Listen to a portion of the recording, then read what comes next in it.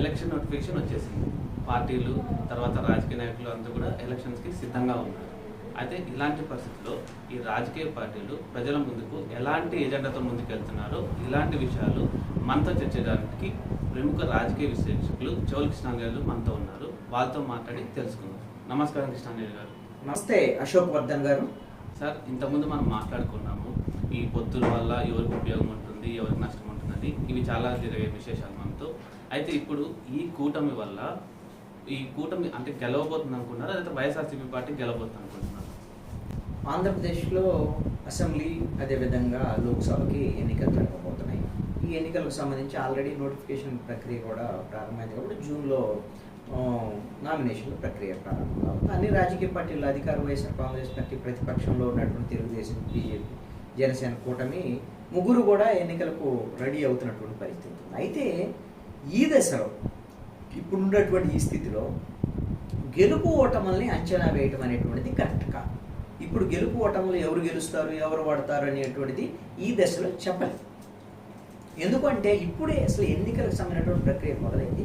ఈరోజే వైఎస్ఆర్ కాంగ్రెస్ పార్టీ అధినేత, అదేవిధంగా తెలుగుదేశానికి సంబంధించిన నాయకులు, జనసేన వీళ్ళందరూ కూడా ప్రజల్లోకి వెళ్ళటానికి సభల ద్వారాగా వాళ్ళు రెడీ చేసుకుంటున్నటువంటి జరుగుతుంది. అయితే ఎవరికి వాళ్ళు గెలవాలనేటువంటి ఆశతో ఉంటారు, గెలవటం కోసం ప్రయత్నాలు చేస్తూ ఉంటారు. ఆ నేపథ్యంలోనే అధికార వైఎస్ఆర్ కాంగ్రెస్ పార్టీ మళ్ళీ అధికారాన్ని నిలబెట్టుకోవాలని, ప్రతిపక్షంలో ఉన్నటువంటి తెలుగుదేశం, జనసేన, బీజేపీని కలుపుకొని రేపు అధికారంలోకి రావాలి అని ప్రయత్నాలు అయితే విశ్వ ప్రయత్నం అయితే చేస్తున్నారు. ఇద్దరికి సంబంధించినటువంటి ఈ ప్రక్రియ ఇవన్నీ కూడా ఎన్నికల ప్రక్రియలో హడావుడి అయితే మొదలైంది. ప్రజల మధ్యకి వెళ్తున్నారు. ప్రజలు ఎలా రియాక్ట్ అవుతారు, ఎవరిని ఆశీర్వదిస్తారని చూడాలి. అంటే సార్, ప్రజల్లో ఈ ఎన్నికలకు సంబంధించి ఏ ఎజెండా గురించి వాళ్ళు ముఖ్యంగా చర్చించుకుంటున్నారు అనుకుంటున్నారు? ఇది చాలా కీలకమైనటువంటి అంశం. ఎందుకోసమనంటే ఈ ఆంధ్రప్రదేశ్ ఎన్నికలకు సంబంధించి ఖచ్చితంగా ఆంధ్రప్రదేశ్లో సంక్షేమ పథకాలకు సంబంధించినటువంటి ప్రధానమైనటువంటి ఎజెండాగా ఎన్నికలు జరగబోతున్నాయి. ఈ సంక్షేమ పథకాలు నవరత్నాల పేరుతో వైఎస్ఆర్ కాంగ్రెస్ పార్టీ ప్రభుత్వము ఈ 58 నెలల కాలంగా అమలు చేస్తూ వస్తుంది. ఇప్పుడు వైఎస్ఆర్ కాంగ్రెస్ పార్టీ ఇప్పుడు వచ్చేటువంటి ఎన్నికల్లో కూడా ఈ సంక్షేమ పథకాలనే మేము యథాతథంగా అమలు చేస్తాం, అధికారంలోకి వచ్చిన మొదటి రోజు నుంచి అమలు చేస్తున్నాం, ఇంతకన్నా మెరుగైనటువంటి కొన్ని పథకాలను తీసుకొస్తామని రేపొద్దున మేనిఫెస్టోలో చెప్పేదానికి అవకాశం ఉండొచ్చు. దీంతో పాటుగా వైఎస్ఆర్ కాంగ్రెస్ పార్టీ ఏం చెప్తోంది, మేము వస్తే మాత్రమే ఇచ్చినటువంటి హామీలను అమలు చేస్తాం, ఇప్పుడు ఎలా అమలు చేసామో భవిష్యత్తులో కూడా అమలు చేస్తాం. అదే తెలుగుదేశం, జనసేన, బీజేపీ కూటమి వచ్చినాయి అనుకోండి, 2014లో వీళ్ళు ఇలాగనే చెప్పారు, హామీలను అమలు చేయలేదు అని జగన్మోహన్ రెడ్డి ఆ 3 పార్టీలకు సంబంధించినటువంటి అప్పుడు 2014లో వేసినటువంటి ఒక రంగుల కరపత్రాన్ని చూపించి చంద్రబాబు నాయుడు సంతకం కూడా ఉంది. ఆ రోజున చెప్పారు రైతులు రుణమాఫీ అని, డోక్రామోడు రుణమాఫీ అని, ఏ ఒక్కటి అమలు చేయలేదు. మేనిఫెస్టోని కూడా దాచిపెట్టారు. కాబట్టి వాళ్ళకి క్రెడిబిలిటీ లేదు, ఉన్నటువంటి స్కీములు మొత్తం రద్దు చేస్తారు. కాబట్టి వాళ్ళు కావాలా, లేదు అని అంటే మా పథకాలను అమలు చేసేటువంటి వైఎస్ఆర్ కాంగ్రెస్ పార్టీ ప్రభుత్వం కావాలా అనేటువంటి ఎజెండా మీద ప్రజలకు ముందుకు వెళ్తున్నారు. వైఎస్ఆర్ కాంగ్రెస్ పార్టీకి దీటుగా మేము సంక్షేమ పథకాలను అమలు చేస్తాం, డెవలప్మెంట్ కూడా చేస్తాము, మేము సంపద కూడా సృష్టిస్తామని చంద్రబాబు నాయుడు చెప్తున్నాడు. మరి అప్పుడు చంద్రబాబు నాయుడు నమ్ముతారా, జగన్మోహన్ రెడ్డి నమ్ముతారా, లేదా చంద్రబాబు నాయుడు కూటమి నమ్ముతారా అనేది భవిష్యత్తులో తేలవచ్చు. అవును సార్, కరెక్టే. అయితే ఇప్పుడు వైఎస్ఆర్సీపీ పార్టీ పైన ప్రజల్లో తీవ్రత వ్యతిరేకత ఉంది. దాన్ని ఈ ఎన్నికల్లో వైఎస్ఆర్సీపీ పార్టీ ఎలా ఎదుర్కోబోతుంది అనుకుంటున్నారు? ఎస్, ఇక్కడ ఒక అంశం, కీలకమైనటువంటి అంశం ఏంటంటే ఇది ప్రతిపక్షాల యొక్క వాదన. తీవ్రమైనటువంటి వ్యతిరేకత ఉంది, అన్ని వర్గాలు వ్యతిరేకిస్తున్నారు అని. వ్యతిరేకించటం లేదంటే 5 సంవత్సరాలు పరిపాలించినటువంటి ప్రతి ప్రభుత్వం మీద ఎంతో కొంత వ్యతిరేకత ఉండటం అనేటువంటిది సహజమైనటువంటి విషయం. కానీ ఇప్పుడు వైఎస్ఆర్ కాంగ్రెస్ పార్టీ ప్రభుత్వము గతంలో ఎన్నడూ లేనటువంటి విధంగా డే 1 నుంచి కూడా నవరత్నాల పేరుతో సంక్షేమ పథకాలని భారతదేశంలో ఏ రాష్ట్రంలో లేనటువంటి విధంగా డీబీటీ పద్ధతిలో నేరుగా వాళ్ళ కుటుంబాలకు బ్యాంక్ అకౌంట్ల ద్వారా డబ్బులు వేసేటువంటి పద్ధతిని జగన్మోహన్ రెడ్డి తీసుకొచ్చారు. ఇది కూడా 1,85,00,000 కుటుంబాలకు 2,55,000 కోట్ల రూపాయలు ఈ 5 సంవత్సరాల కాలంలో వాళ్ళకి ఇచ్చారు. కాబట్టి జగన్మోహన్ రెడ్డి ఏమంటున్నారు అంటే, నేను మీ కుటుంబానికి మేలు చేశానంటే మీరు నాకు ఓటు వేయండి, నేను మీకోసం 124 సార్లు బటన్ నొక్కాను, మీరు నా కోసం ఒక్కసారి ఎమ్మెల్యేకి నొక్కండి, ఒకసారి ఎంపీకి నొక్కండి, 2 సార్లు చాలు అని చెప్పేసి అడుగుతున్నారు.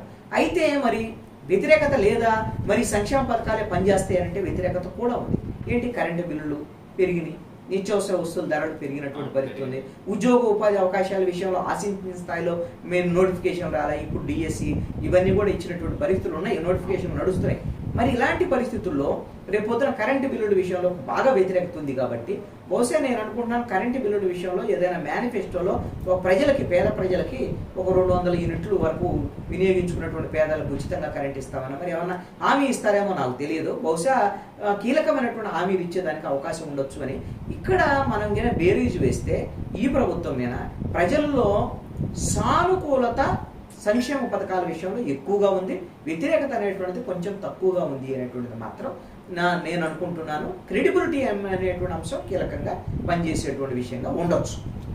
అంటే ఇప్పుడు కూటమి ఫామ్ అయిపోయింది, ఆ కూటమిలో టికెట్లు కూడా సర్దుబాటు చేసాయి, కానీ ఇంకా కూటమిలో చాలా గందరగోళం ఉంది. దీన్ని మనం ఎలా చూడొచ్చు అంటారు?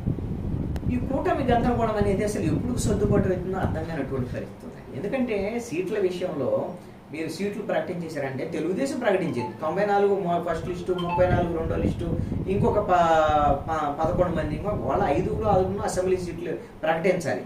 ఎంపీ సీట్లో కూడా 13 ఇచ్చి ఆల్రెడీ ప్రకటించారు, ఇంకొక 4 మొత్తం 17 పోటీ చేసింది తెలుగుదేశం, వాళ్ళు ప్రకటించారు. కానీ బీజేపీ విషయంలో 6 ఎంపీ సీట్లు ప్రకటించారు, దాంట్లో గందరగోళం నడుస్తుంది, వివాదాలు నడుస్తున్నాయి. అదేవిధంగా 10 ఎమ్మెల్యే సీట్లకు సంబంధించినటువంటి విషయంలో 10 కాదు మాకు 11 కావాలంటారు, ఆ సీటు కాదు మాకు మరి సీట్లు మార్చాలంటారు.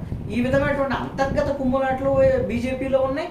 అలాగని బీజేపీకి తెలుగుదేశం కూడా గొడవలు ఉన్నాయి. జనసేనకు సంబంధించినటువంటి విషయంలో 21 అసెంబ్లీ స్థానాలకు సంబంధించి 18 ప్రకటించారు, ఇంకా 3 ప్రకటించాలి. 2 ఎంపీల్లో 1 ప్రకటించారు, ఇంకొక ఎంపీ ఏందో తేలట్లేదు.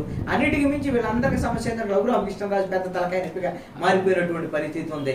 అతనికి ఎక్కడ సీట్ అనేది ఏంది తేలనటువంటి పరిస్థితి ఉంది. కాబట్టి ఈ కూటమిలో ఈ సీట్ల కుంపటి ఇది గిన ఎప్పుడు చల్లారితే అప్పుడు మాత్రమే వీళ్ళు ప్రజల్లోకి వెళ్ళేదానికి అవకాశం ఉండదు. ఈ కుంపట్లో చల్లారేంత వరకు కూడా కొంత కూటమికి ఇబ్బందికరమైనటువంటి పరిస్థితే ఉండొచ్చు. వీళ్ళేమో ప్రజల్లోకి వెళ్ళడానికి ఎవరు కూడా వెళ్తున్నారు, కూటమిగా అందరూ కలిసి వెళ్ళాలంటే సీట్లు కంప్లీట్ అవ్వాలి కదా. ఇప్పుడు వైఎస్ఆర్ కాంగ్రెస్ పార్టీ ఏం చేస్తుంది, ఒకేసారి 175 అసెంబ్లీ 24 పార్లమెంట్లు ప్రకటించేసింది. అతను బస్సు యాత్రకు రెడీ అయిపోతున్నాడు, మేమంతా సిద్ధమని. కాబట్టి సిద్ధం సభలతో 4 సభలు పూర్తి చేశారు వైఎస్ఆర్ కాంగ్రెస్ పార్టీ, ఇప్పుడు బస్సు యాత్రతో రెడీ అయిపోతారు. కాబట్టి కొంత వెనకబడుతుంది కూటమి అనేటువంటిది మాత్రం కనపడుతుంది. సార్ ఇప్పుడు కూటమి అయితే బాగుంది, బీజేపీ కొన్ని హామీలు ఇచ్చింది మన ఆంధ్ర రాష్ట్రానికి, అవే ఈ హామీలు మనకి అంటే బీజేపీ పార్టీకి గుదిబండగా మారిపోతున్నాయి అంటారా?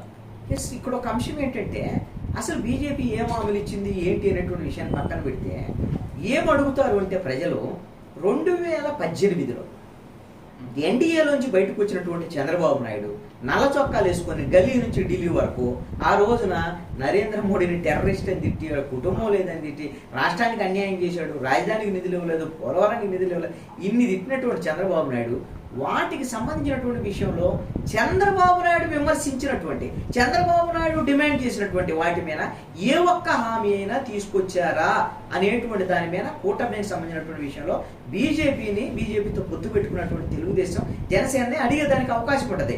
పవన్ కళ్యాణ్ కూడా ఆ రోజున పాచిపోయిన లడ్డూలు మాకెందుకు అని బీజేపీ మీద తీవ్రమైనటువంటి విమర్శలు చేశాడు, మాకు ప్యాకేజీ వద్దు, ప్రత్యేక హోదా కావాలి. మరి ఇప్పుడు ప్రత్యేక హోదా మీద ఏమన్నా మరి నరేంద్ర మోడీతో హామీ తీసుకుంటాడా?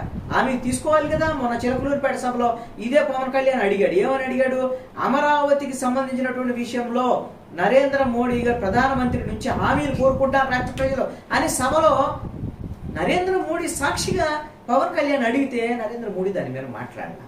కాబట్టి ఖచ్చితంగా బీజేపీ రాష్ట్రానికి ప్రత్యేక హోదా, విభజన హామీల విషయంలోనూ, పోలవరానికి ప్యాకేజీ విషయంలోనూ, ఏది పునరావాస ప్యాకేజీ, రాజధానికి నిధుల విషయంలోనూ, అదేవిధంగా వెనకబడినటువంటి జిల్లాలకు నిధులు, Ramayapatnam port, Rajahmundry petrochemical complex, ఇవన్నీ కూడా విశాఖ రైల్వే జోన్, ఇవన్నీ రేపు పొద్దున ఎన్నికల ఎజెండాగా ఉండేదానికి అవకాశం ఉంటుంది. ఖచ్చితంగా ప్రజలు తెలుగుదేశం, జనసేన, బీజేపీ కూటమిని ఈ అంశాల మీద నిలదీసేదానికి అవకాశాలు ఉండొచ్చు. థ్యాంక్ యూ సార్, చాలా మంచి విషయాలు తెలుసుకున్నాం.